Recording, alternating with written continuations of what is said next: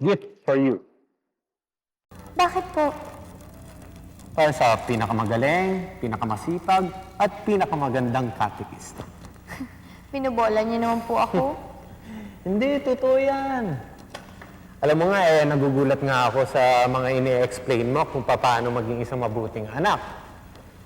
Lalo pa nga yung minsan mo lang sabihin yung, di ba, sometimes you have to forgive your parents and you can only do that with the Lord.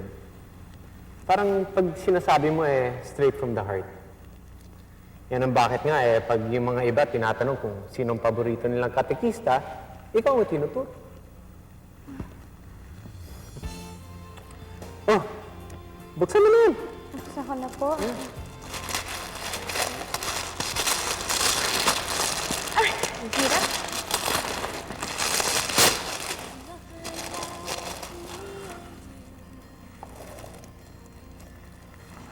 Father, salamat po. Ang ganda. Putin sinasal. Ako nga dapat nang magpasalamat sa iyo. Dahil sa iyo kasi napalapit yung mga tao sa akin. Ginagawa ko lang naman po yung tungkulin ko bilang Kristiyano. Leila, you're so nice. Alam mo ba yun? Napakaswerte na magulang mo at nagkaroon sila ng anak katulad mo. At maswerte rin yung lalaking mamahalin mo.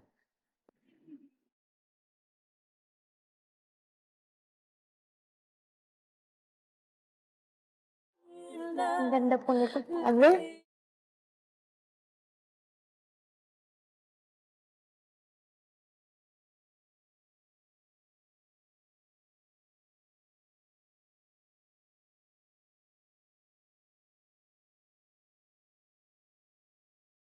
Kung hindi mo naman talagang anak mo sa labas, kapapyansa lang niya, gumawa na naman ng panibagong at ang balak, humingi na naman ng pampiyansa sa'yo. Anong tingin niya sa atin? Balo ng kayamanan? Baka nakakalimutan mo anak ko yun. Hindi ko yung pwede pabayaan. O después wala akong bibigay kahit piso. Hindi ako humingi ng permiso sa'yo dahil pera ko bibigay ko. Subukan mo! Subukan mo! Sinasamantala ka ng mga anak mo sa labas, nagpapasamantala ka naman. Buong puso ka nagpapauto! Pag yan patugan mong kapatid at mga pinsa mo nanlilimos sa atin, wala kang narinig sa akin. Teka, sandali lang. Nagsusumbatan ba tayong dalawa? Ha?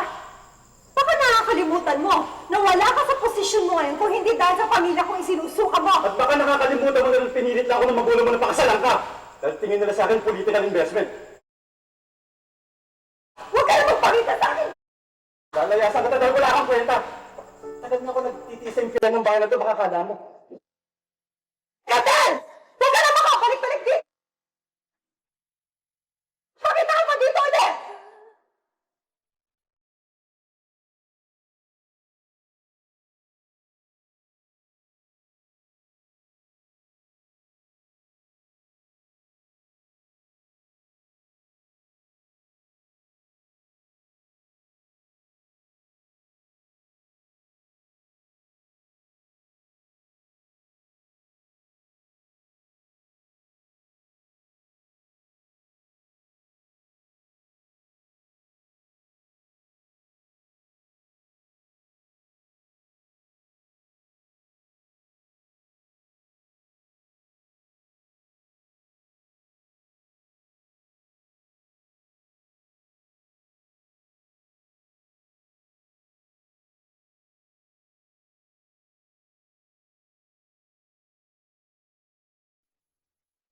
Nabantaan ko na nangyari sa mga.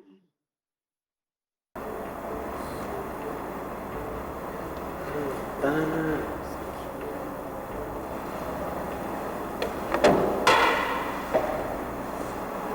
Bakit sila ganun, Father?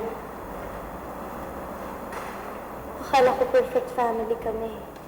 Pero naglulukuhan lang pala sila. Pinilit kong maniwala na okay kami. Na nagmamahalan sila. Na natural lang yung nag-aaway sila ng patago. Pero bakit kailangan maghiwalay pa sila?